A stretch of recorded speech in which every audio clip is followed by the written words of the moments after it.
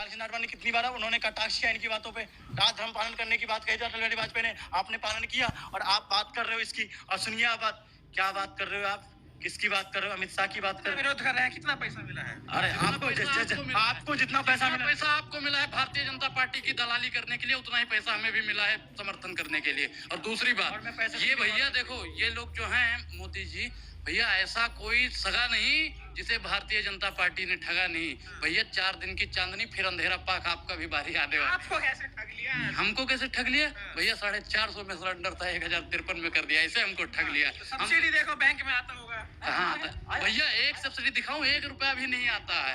1 रुपया आपके खाते में आता है? मोदी जी के हमें तो लगता है पिए हो। आपने छोड़ दिया होगी। क्या छोड़ दिया? सब्सिडी छोड़ दीजिए राष्ट्र हित में। अच्छा, राष्ट्र हित में कुछ कीजिए ना। क्या? अच्छा, मोदी जी ने जब राष्ट्र हित के लिए कुछ नहीं किया तो हम क्या करें? हम तो कहते हैं मोदी जी के हम अनुयायी हैं, हम उनके चेले हैं, उनके मार्गदर्शन पे चलने वाले हैं। जैसे वो बेच रहे हैं वैसे देखो भैया, अमन बेच देंगे, चमन बेच देंगे।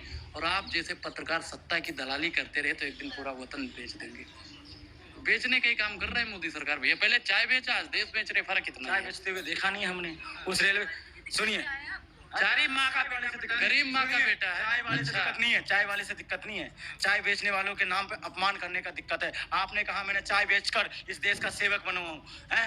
आपने उस लाखों करोड़ों चाय बेचने वाले जो हमारे देश में रहने वाले लोगों का अपमान किया है। कैसे अपमान किया है? उन अब तो चाय बेचने वालों को गाली देने लगे इनके मोदी के नाम पे। कैसे देने? सुनिए मेरी बात, चाय बेचते बेचते आपने पूरा देश बेच दिया। गुस्सा कर रहे हैं ना आप? चाय बेचने वाले को अपमान करते हो अपने नाम से। कभी कहते हो मैं चाय बेचता था, कभी कहते हो मैं तेल बेचता था, कभी कहते हो मैं सवर्ण हूँ, कभी कहते हो मैं ओबीसी हूँ, कभी इस जाति को बताते हो, कभी कहते हो मैं हिंदू हूँ, अरब में जाता हूँ पठान हूँ। भाई क्या हो, कुछ तो बता दो। और गुजरात कहते हैं मैं तो एक झोली लेके आया था, एक फकीर हूँ। आज नमामि, सुनिए कहने का मतलब परिवार के लिए कुछ नहीं, पूरा देश मेरा परिवार है। परिवार, पूरा देश परिवार। प्रहलाद मोदी कौन है? प्रहलाद मोदी कौन है? नमामि गंगे योजना सबसे बड़ा घोटाला अगर पूरे देश में इस कार्यकाल में हुआ है।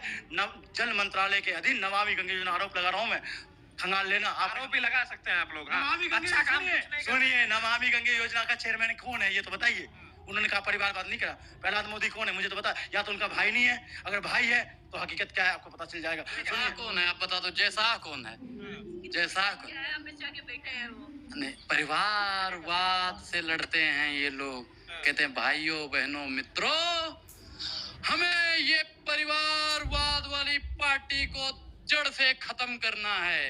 अरे हम तो कहते हैं भैया, परिवारवाद की बीज बोने वाली अगर कोई पार्टी है तो भारतीय जनता पार्टी। शाह के बेटे अच्छे से बीसीसीआई को चला रहे हैं, देश चला दिया। हाँ सही कह रहे हो, सही।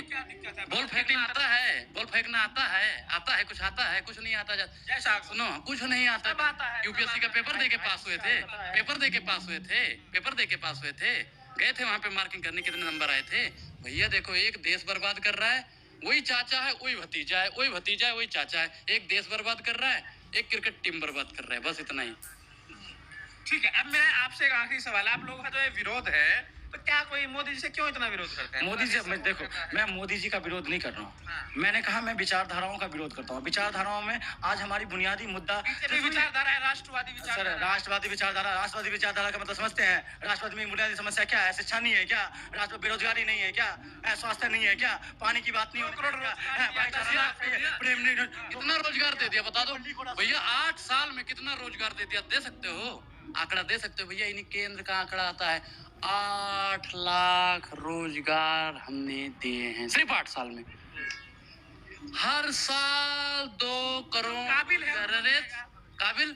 अरे भैया, हम तो गृह मंत्री जी के कहने पे 12वीं के बाद इंटर कर लिए, तब भी हमें रोजगार नहीं मिल रहा है। अब भैया हमें रोजगार दिलवा दो मोदी जी, हम आपका विरोध खत्म कर देंगे। लेकिन तब तक विरोध जारी रहेगा जब तक ये हर साल 2 करोड़